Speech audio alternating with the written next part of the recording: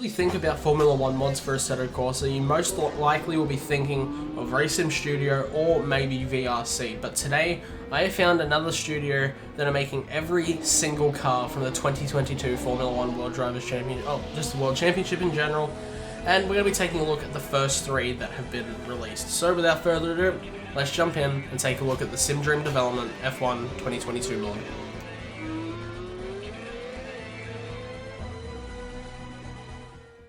Now, while Sim Dream Development has had a bit of a sketchy past with history of stealing assets from other games and other mods and things like that, I can assure you that everything since their Grand Prix mod from last year is 100% their own material. Everything down to the engine sounds are 100% theirs. The only thing that isn't theirs, from what I've been told, is the Ferrari steering wheel, which they've borrowed from Kunos. But that car is free, so with that out of the way, let's jump in and start checking out these cars. Alright, so we'll start off with the Aston Martin. This was the first car that came out in the pack. Now, I believe they will be releasing them as a pack, but they're also releasing them individually. This is one of the cars that will cost you money. I believe it's €3.99 for each car except the Ferrari. But this one is my least favorite to drive. All of them drive quite well, but this one just is the one that has the most understeer and isn't the most pleasant to drive compared to the Ferrari and the Red Bull, which we'll be taking a look at in a minute. But nonetheless, this car is definitely a lot of fun, but there are still a few flaws. The Mercedes engine sound has quite an odd thing that does where it like echoes on the downshift. I'll put up some footage in a second so you guys can have a look at that. But yeah, I don't know what it is, but it's kind of annoying.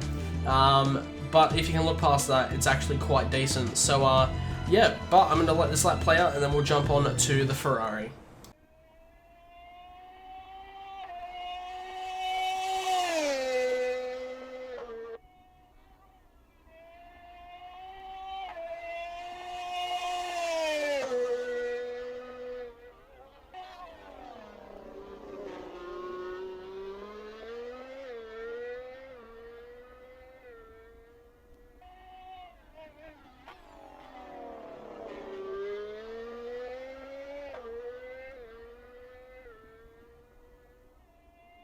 Right, now jumping on to the Ferrari. The Ferrari is the free car within the pack, as it has been the last couple years with their Grand Prix packs. But this one is actually one of my favorites to drive.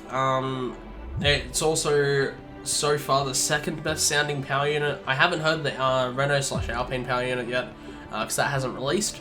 But nonetheless, this car is quite fun to drive. This is also one of my favorite looking cars out of the new regulations with that sculpted side pod, I believe they're calling it, and that arrow-like looking nose. It's really, really cool. And this car sounds quite nice. And in the cockpit and on board, if you listen carefully, you can hear like almost like a faint V12 sound. It's really, really cool. It's like a high-pitched screaming kind of noise. And sometimes it's kind of annoying, but other times it's actually quite cool. But yeah, as I said, this car is free. This one will be the top link in the description if you guys want to go check out any of these cars. But yeah, we're going to let this lap play out, and then we'll jump on board with the Red Bull.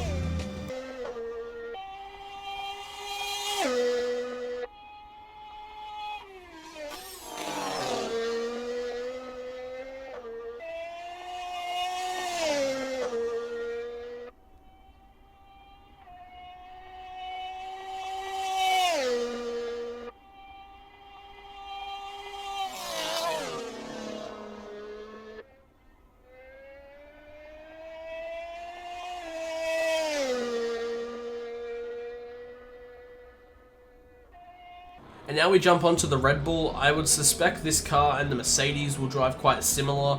Mercedes is being released next, so that will be the one you want to look out for next on the channel. But nonetheless, this car is a lot of fun to drive. When you get it hooked up and the tyres come up the temp, the car handles very, very, very nicely. And this handling model alone leaves the RSS one for dead, in my opinion. It's just so much more drivable. It's a lot easier for drivers with assist. It's not as loose, which I quite enjoy. And also, just look at that Red Bull. Like, how good does this model look? They've done an incredible job with all the modeling of all the cars, and this one by far has the best engine note of the three so far. Still got a comment on the Alpine. I don't know how that's going to be, but yeah, so that is the Red Bull, and as I did with the others, I'm going to let this play out, and we're going to jump into some of the things I don't like about this mod so far.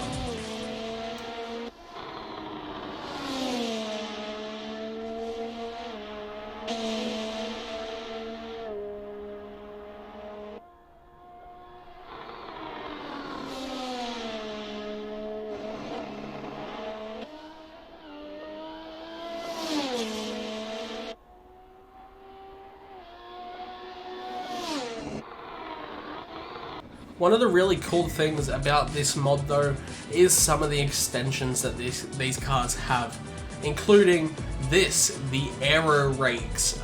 These are used at testing, I believe that's what they're called, aero sensors, aero rakes, whatever they're called. They're put in the car to measure aerodynamic stuff. I'm not very smart when it comes to that, but that's what they're used for.